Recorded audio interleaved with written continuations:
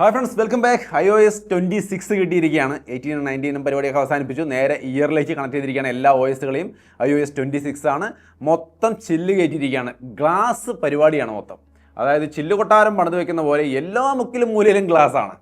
So എന്താണ് ഈ glass? Liquid glass എന്നാണ് അവർ പറയുന്നത്. എന്താണ് ഈ ഗ്ലോസി ഫിനിഷ് കൊണ്ട് ഉദ്ദേശിക്കുന്നത്, എത്രത്തോളം നന്നായിട്ടുണ്ട് എന്നുള്ളതൊക്കെ ഞാൻ പറയാം. ചെറുതായിട്ട് ഇവർക്കൊന്ന് പാളിയോ എന്നാണ് എനിക്ക് തോന്നിയത്. കാരണം എനിക്ക് പൊതുവേ ഇവരുടെ UI ഇഷ്ടമാണ്. ഇവരുടെ ഈ ഒരു UI എക്സ്പീരിയൻസ് ആണ് എനിക്ക് മെയിനായിട്ടും ഐഫോണിൽ ഇഷ്ടം.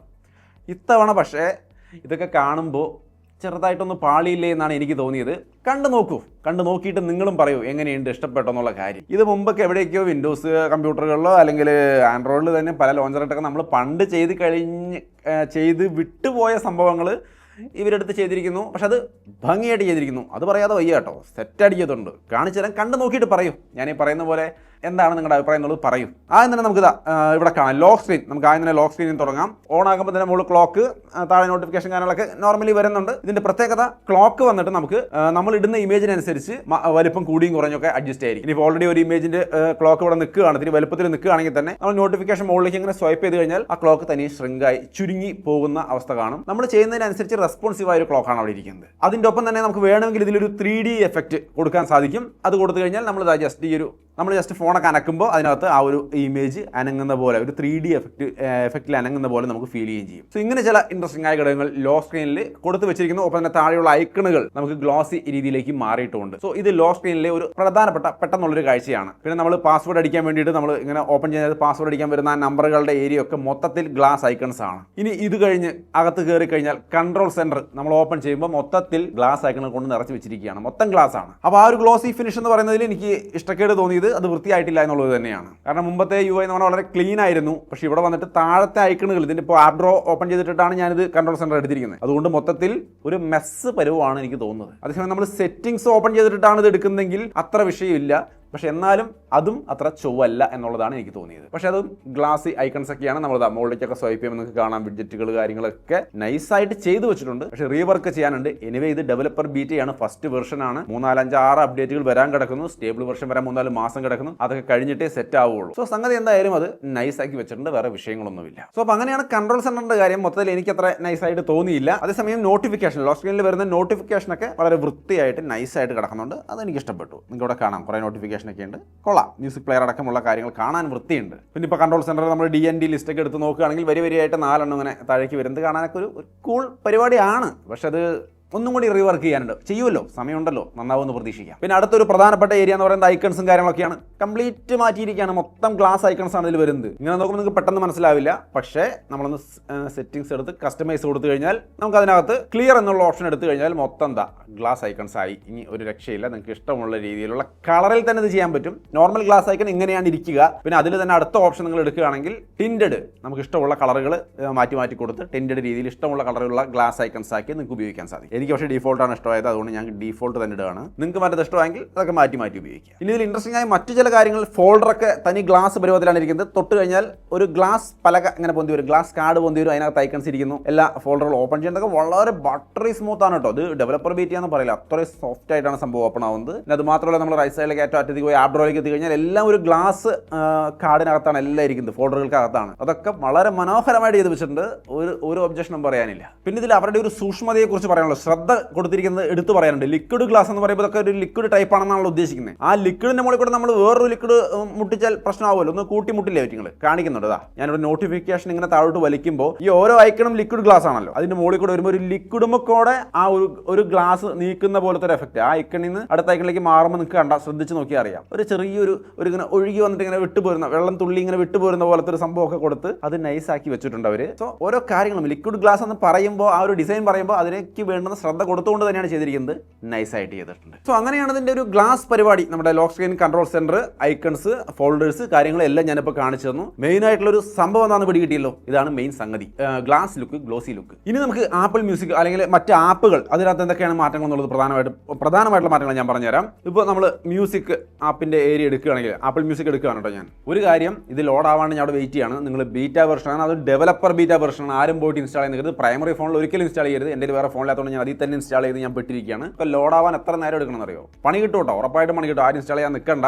ആപ്പിൾ മ്യൂസിക് ഓപ്പൺ ആയി വന്നിട്ടുണ്ട്. ഇതിനകത്ത് താഴെ എല്ലാം ഗ്ലോസി ഷേപ്പിലുള്ള കൺട്രോൾ സെന്ററും കാര്യങ്ങളൊക്കെയാണ് താഴെ കൺട്രോളുകൾ, അതാണ് താഴെ കാണുന്നത്. അത് നമ്മൾ മുകളിലേക്ക് സ്വൈപ്പ് ചെയ്യുമ്പോൾ താഴേക്ക് ചുരുങ്ങി മാറി നമുക്ക് ഫുൾ സ്ക്രീൻ ഉപയോഗിക്കാൻ പാകത്തിന് നിൽക്കും. താഴേക്ക് സ്വൈപ്പ് ചെയ്യുമ്പോൾ അത് പൊന്തി വന്ന് നമുക്ക് ആവശ്യമുള്ള ഐക്കണുകളായിട്ട് വർക്ക് ചെയ്യുകയും ചെയ്യും. ലിറിക്സിന്റെ ഏരിയ എടുത്തു കഴിഞ്ഞാൽ മനോഹരമായിട്ടുള്ള ഒരു ഡിസൈനിലാണ് അത് നിൽക്കുന്നത്. അതിന്റെ ഒപ്പം തന്നെ നമുക്ക് ഇവിടെ ഒരു ഐക്കണിൽ ക്ലിക്ക് ചെയ്താൽ നമുക്ക് പാടുന്ന സൗണ്ട്, സിംഗറിന്റെ സൗണ്ട് ഓഫ് ചെയ്തിട്ട് കരാക്കെ മാത്രം കേൾക്കാനും അതിന്റെ ഒപ്പം വേണമെങ്കിൽ നമുക്ക് നിന്ന് പാടാനും ഒക്കെ സൗകര്യങ്ങളൊക്കെ ഇതിനകത്ത് ഏർപ്പെടുത്തിയിട്ടുണ്ട്. ആ വക സംഭവങ്ങളൊക്കെ ഉപകാരമുള്ളവർക്ക് ഉപയോഗിച്ച് നോക്കാം. പിന്നെ ഇതിൽ നല്ലൊരു കാര്യമായിട്ട് കേട്ടുള്ള ഒരു കാര്യം, ഇതിന്റെ ലോക്ക് സ്ക്രീൻ പുറമേക്ക് വരുമ്പോൾ നമുക്ക് ഈ ഒരു ലോക്ക് സ്ക്രീനിൽ ഇത് ഫുൾ സ്ക്രീനിൽ ഇതിന്റെ ആ ഒരു ഇമേജ് കാണാൻ പറ്റും എന്നുള്ളതാണ്. ഇതിൽ ഒരു ഇമേജും കാണുന്നില്ല, മൊത്തത്തിൽ ബഗ് ഉണ്ട്. ഞാൻ പറഞ്ഞല്ലോ, സൂക്ഷിക്കണം. ചില സംഭവങ്ങൾ നിങ്ങൾക്ക് ഇവിടെ കാണാം. ഞാൻ മ്യൂസിക് പ്ലേ ചെയ്തിട്ട് ഈ ഡെഡ് പൂളിലെ മ്യൂസിക് പ്ലേ ചെയ്യുമ്പോൾ കറക്റ്റായിട്ട് ആ ഒരു ഇമേജ് ഫുൾ സ്ക്രീനിൽ വരുന്നുണ്ട്.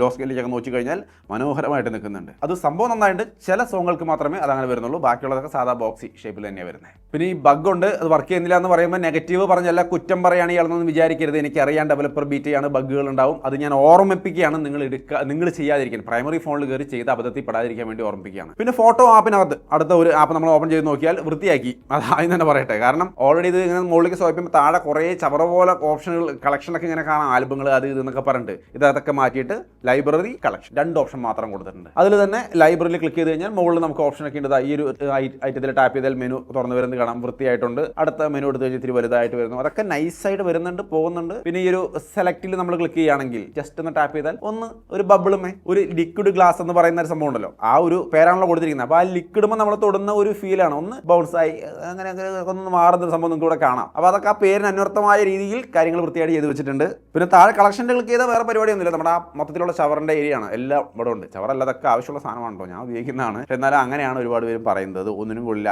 കൊളാക്കി എന്നൊക്കെയാണ്. അപ്പോൾ ഈ രീതിയിൽ വന്നപ്പോൾ അത് വൃത്തിയായി എന്നുള്ളതാണ്. പിന്നെ ഫോട്ടോ ആപ്പിനകത്ത് ആ 3D പരിപാടിയാണ്. നമ്മൾ ലോക്ക് സ്ക്രീനിൽ പറഞ്ഞില്ല, ഇങ്ങനെ തിരിക്കുമ്പോൾ ആ ഇമേജ് 3D പോലെ വർക്ക് ചെയ്യുന്നു. നമ്മൾ എടുത്തിരിക്കുന്ന ഫോട്ടോ നമ്മൾ ജസ്റ്റ് ഒന്ന് എടുത്തിട്ട് ഏതെങ്കിലും ഒരു ഫോട്ടോ നമ്മൾ ഇങ്ങനെ എടുത്തു, അതിൻ്റെ മുകളിൽ ഒരു ഓപ്ഷൻ വരും. ടോപ്പിലായിട്ട് റൈറ്റ് സൈഡിൽ ചെറിയൊരു ട്രയാങ്കിളോ ഒരു ഡയമണ്ട് ഷേപ്പ് പോലെ എന്തോ ഒരു ഷേപ്പിൽ ഒരു ഐക്കൺ വരും. അതിൽ ക്ലിക്ക് ചെയ്ത് കഴിഞ്ഞാൽ ഒന്ന് സ്കാൻ ചെയ്തിട്ട് ആ ഇമേജിനെ സെറ്റപ്പ് ആക്കും. പിന്നെ നമ്മൾ ഇത് അങ്ങോട്ട് തിരിച്ചു കഴിഞ്ഞാൽ ആ ഇമേജിനകത്തുള്ള മെയിൻ ഇമേജ് അവിടെ നിൽക്കുകയും ബാക്കിയുള്ളതൊക്കെ അനങ്ങുകയും ചെയ്യും. ഒരു 3D എഫക്റ്റ് വരും. നമ്മൾ സാധാരണ ഫോട്ടോകൾക്കും അത് വർക്ക് ചെയ്യും. എല്ലാ ഫോട്ടോയ്ക്കും വരുന്നത് കണ്ടില്ല, വരുമായിരിക്കും ഭാവിയിൽ. പെർഫെക്റ്റ് ആകുമ്പോൾ എല്ലാത്തിനും വർക്ക് ചെയ്യും. ക്യാമറ ആപ്പ്, നിങ്ങൾ ക്യാമറ ആപ്പ് തുറന്നു നോക്കി കഴിഞ്ഞാൽ മാറിയിട്ടുണ്ട്.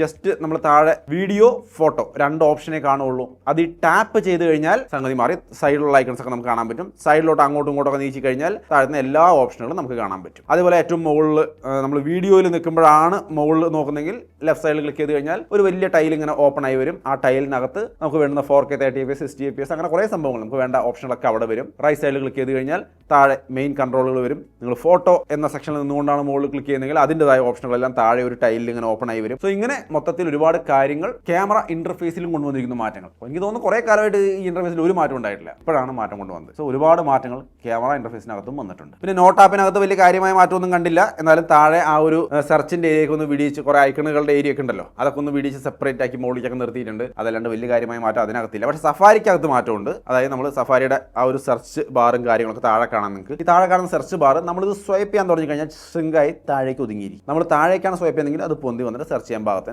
സെറ്റപ്പായി നിൽക്കും. ഇപ്പോൾ സഫാരി ഓപ്പൺ ചെയ്യുമ്പോൾ കുറച്ചും കൂടി സൗകര്യപ്രദമായി വൃത്തിയായിട്ട് കിടക്കുന്നുണ്ട്. അതും ഗ്ലോസിയാണ്, സംഭവം മൊത്തം ഗ്ലോസിയാണ്. അങ്ങനെയുള്ള സംഭവങ്ങൾ സഫാരിക്കകത്ത് മാറ്റങ്ങൾ കൊണ്ടുവന്നിട്ടുണ്ട്. പിന്നെ കീബോർഡ് ഒന്ന് ക്ലീൻ ആക്കിയിട്ടുണ്ട്. സോ ഒത്തിരി വൃത്തിയുള്ളൊരു കീബോർഡ് കിട്ടിയിട്ടുണ്ട്, നിങ്ങൾക്ക് അത് നൈസായിട്ട് ഉപയോഗിക്കാം. പിന്നെ ഇതിൽ നല്ലൊരു കാര്യം ഒരു പറഞ്ഞുള്ളത് ഞാൻ കണ്ടില്ല, ഞാൻ ഉപയോഗിച്ച് നോക്കിയില്ല. അതായത് ലൈവ് ആക്ടിവിറ്റി നമ്മുടെ ഐഫോണിൽ നമുക്കറിയാം, എന്തെങ്കിലും സ്വിഗ്ഗി സൊമാറ്റോയിലൊക്കെ ഓർഡർ ചെയ്താൽ അത് വരുന്നത് ഇത്ര സമയം കൊണ്ട് എത്താറായി എന്നുള്ളത് എഴുതി കാണിക്കുന്ന ഒരു പരിപാടിയുണ്ട് താഴെയായിട്ട്. അത് നമുക്ക് അറിയാവുന്നതാണ്, നല്ലതാണ്. അത് ഇനി നമ്മൾ ഇതിൽ ഓർഡർ ചെയ്തിട്ട് വിട്ട് കഴിഞ്ഞാൽ ആ സംഭവം നമ്മുടെ മാക്കിൽ നമുക്ക് ആ ലൈവ് ആക്ടിവിറ്റി കാണാൻ പറ്റും. നമ്മുടെ ആപ്പിൾ കാർപ്ലേ കാറിലടക്കം നമുക്ക് ആ ലൈവ് ആക്ടിവിറ്റി കാണാൻ പറ്റും. നല്ലൊരു പരിപാടിയാണ്. ഇനി അടുത്തൊരു സംഭവം ഗെയിം ആപ്പ് എന്ന് പറയുന്ന ഒരു ആപ്പ് ഉണ്ട്. ആ ആപ്പിനകത്ത് ഒരുപാട് കാര്യങ്ങൾ ഇവർ പറയുന്നുണ്ട്. നമുക്ക് കളിക്കാൻ കൂട്ടുകാരെയൊക്കെ ഇൻവൈറ്റ് ചെയ്യാനുള്ള ഓപ്ഷൻ കൊടുത്തിട്ടുണ്ട്, കളിക്കുമ്പോൾ കോമ്പറ്റീഷൻ ലെവലിൽ കളിക്കാനുള്ള ഓപ്ഷൻ കൊടുത്തിട്ടുണ്ട്. അങ്ങനെ കുറേ കാര്യങ്ങൾ പറയുന്നത് ഞാൻ ആപ്പ് ഉപയോഗിച്ച് നോക്കിയിട്ടുണ്ട് ഇതുവരെ. പിന്നെ വിഷ്വൽ ഇന്റലിജൻസ് എന്ന് പറയുന്ന ഒരു സംഭവത്തിൽ ഒരു അപ്ഗ്രേഡ് കൊണ്ടുവന്നിട്ടുണ്ട്, ആവശ്യമുള്ള ഒരു അപ്ഗ്രേഡ്. സാധാരണഗതിയിൽ വിഷ്വൽ ഇന്റലിജൻസ് നമ്മൾ ഞെക്കി പിടിച്ച് ഓപ്പൺ ചെയ്ത് കഴിഞ്ഞാൽ ക്യാമറയാണ് ഓപ്പൺ ആയി വരിക. നമുക്ക് വേണ്ടത് എടുത്ത് ഉപയോഗിക്കാൻ ക്ലിക്ക് ചെയ്താൽ ആ മൊത്തം ഇമേജിനെയാണ് സെർച്ച് ചെയ്യുക. പക്ഷേ ഇപ്പോൾ നമ്മൾ ഒരു സ്ക്രീൻഷോട്ട് ജസ്റ്റ് ഇങ്ങനെ ഒരു സ്ക്രീൻഷോട്ട് എടുത്തു കഴിഞ്ഞാൽ നമുക്ക് വേണ്ട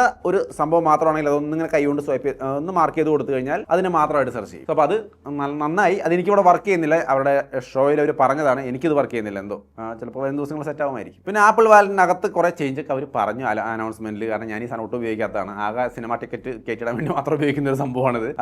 നിങ്ങൾ ഉപയോഗിക്കുന്നവരാണെങ്കിൽ അല്ലെങ്കിൽ ഇതിൽ വലിയ മാറ്റമൊന്നും ഞാൻ കണ്ടില്ല. ഉപയോഗിക്കുമ്പോൾ നമ്മളിങ്ങനെ എടുത്ത് ഓപ്പൺ ചെയ്ത് നോക്കുമ്പോൾ വലിയ കാര്യമായ മാറ്റമൊന്നുമില്ല. പിന്നെ ഫേസ് ടൈമിനകത്ത് മാറ്റം പറയുന്നുണ്ട്. നമുക്ക് ഇത്തിരി കൂടി വൃത്തിയുള്ളൊരു ഇൻ്റർഫേസ് തന്നിട്ടുണ്ട് അവർ. നിങ്ങൾക്ക് ഇവിടെ കാണാം കോൺടാക്റ്റുകളൊക്കെ വലിയ രീതിയിൽ ഓപ്പൺ ആയി വന്നിട്ടുണ്ട്. അതേപോലെ കോൾ ചെയ്യുമ്പോൾ ട്രാൻസ്ക്രിപ്റ്റ് ചെയ്ത് കാണിച്ചു തരും. സോ നമുക്ക് അവർ പറയുന്നതൊക്കെ കണ്ട് മനസ്സിലാക്കാം.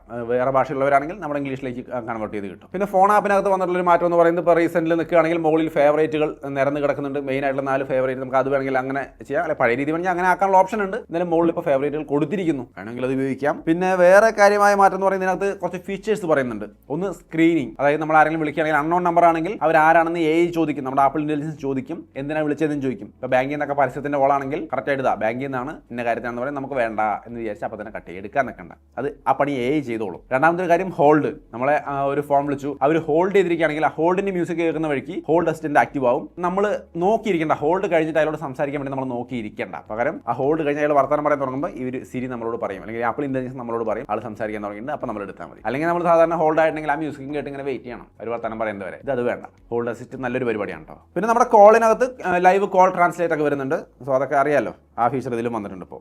പിന്നെ മെസ്സേജിനകത്ത് ട്രാൻസ്ലേഷൻ, മെസ്സേജ് നമ്മൾ ചാറ്റ് ചെയ്യുമ്പോൾ ട്രാൻസ്ലേഷൻ വന്നിട്ടുണ്ട്. പിന്നെ ആപ്പിൾ ക്യാഷ് വെച്ച് പേയ്മെന്റ് നടത്താം, ഗ്രൂപ്പ് ചാറ്റിനകത്ത് പേയ്മെന്റ് നടത്താം, പോൾ നടത്താം, അങ്ങനെയുള്ള ഒരുപാട് കാര്യങ്ങൾ മെസ്സേജിനകത്ത് വരുന്നുണ്ട്. ഞാനത് റെഗുലർ മെസ്സേജ് സംവിധാനമായിട്ടൊക്കെ നമ്മൾ വാട്സാപ്പാണ് ഉപയോഗിക്കുന്നത്. ഞാൻ ആ മെസ്സേജ് അങ്ങനെ റെഗുലർ ഉപയോഗിക്കാറില്ല. ബാങ്ക് മെസ്സേജും അങ്ങനത്തെ എന്തെങ്കിലും അത്യാവശ്യ കാര്യങ്ങൾക്ക് മാത്രമാണ് അതിൽ ഒരു OTP ഒക്കെയാണ് അതിൽ വരാറുള്ളൂ. പല കളറിലും കാര്യങ്ങളിലൊക്കെ നിങ്ങൾക്ക് മെസ്സേജ് ആപ്പ് ഉപയോഗിക്കാൻ പറ്റും, നന്നായിരിക്കും. പിന്നെ പുതിയ അപ്ഡേറ്റ് ഒക്കെ വന്നു കഴിയുമ്പോൾ ക്യാമറ നമുക്ക് എയർപോർട്ട് വെച്ച് വരെ കൺട്രോൾ ചെയ്യാൻ പറ്റും എന്നുള്ള സംവിധാനങ്ങളും വരുന്നുണ്ട്, അത് നല്ലതാണ്. സോ അപ്പോൾ നമ്മളിതിൽ പ്രധാനപ്പെട്ട എല്ലാ ആപ്പുകളും, അതായത് ഞാൻ മെയിനായിട്ട് music app, photos, Safari, note, ഇങ്ങനെയുള്ള സംഭവങ്ങളുടെ മെയിൻ ഘടകങ്ങളും ഒപ്പം തന്നെ മൊത്തത്തിൽ വന്നിരിക്കുന്ന ഗ്ലാസ് ചേഞ്ചുകൾ എന്തൊക്കെയാണെന്നുള്ളതൊക്കെ ഞാൻ ഇപ്പോൾ കാണിച്ചു തന്നു. കൂടുതൽ അങ്ങോട്ട് പറഞ്ഞ് വരുന്നില്ല, കാരണം ഞാൻ പറഞ്ഞ മൊത്തത്തിലൊന്ന് പാളിയോ എന്നുള്ളൊരു തോന്നലാണ് എനിക്ക്. സത്യത്തിൽ ഈ വീഡിയോ ലേറ്റ് ആണ്, ഞാൻ രാവിലെ ഉച്ചയാകുമ്പോഴേക്കൊക്കെ വീഡിയോ ഇടാറുള്ളതാണ്. ആ ഒരു ത്രില്ല് നമ്മൾ പ്രതീക്ഷിച്ചിരുന്ന ഒരു സംഭവമല്ല വന്നത്, എന്തൊക്കെയോ പോരായ്മകൾ. ഒരു പക്ഷേ ഡെവലപ്പർ ബീറ്റ് ആയതുകൊണ്ടായിരിക്കും. ഇത് ഓൾറെഡി ആൻഡ്രോയിഡിലും വിൻഡോസ് ഏതൊക്കെയോ വിസ്തയോ അങ്ങനെ എന്തെങ്കിലുമൊക്കെ നമുക്ക് കണ്ടിട്ടുള്ള സാധനമാണിത്. ആ ഒരു തൃപ്തി അങ്ങോട്ട് വന്നില്ല എന്നുള്ളതാണ് എൻ്റെ അവസ്ഥ. അതുകൊണ്ട് ഈ പറഞ്ഞ വീഡിയോയിൽ എനിക്കൊരു ഇൻട്രസ്റ്റ് കുറവ് തോന്നിയെങ്കിൽ ക്വൈറ്റ് നാച്ചുറൽ എൻ്റെ ഫീലിംഗ് ആണത്. നിങ്ങൾക്ക് എന്ത് തോന്നി എന്നുള്ളത് തീർച്ചയായിട്ടും പറയുക. ഇതൊക്കെയാണ് സംഭവം. മൊത്തത്തിൽ ഗ്ലാസ് പരിപാടിയാണ്, ഗ്ലോസിയാണ്, സെറ്റപ്പ് ആയിട്ടുണ്ട്, പ്രശ്നമൊന്നുമില്ല. ഒക്കെ സ്മൂത്തും നൈസും കാര്യങ്ങൾ ചെയ്തിരിക്കുന്നതെല്ലാം വൃത്തിക്ക് ചെയ്ത് വെച്ചിട്ടുണ്ട്, ഒരു കുഴപ്പം പറയാനില്ല. പക്ഷേ മൊത്തത്തിലാണ് എനിക്ക് ഇഷ്ടപ്പെടാതെ പോയത്.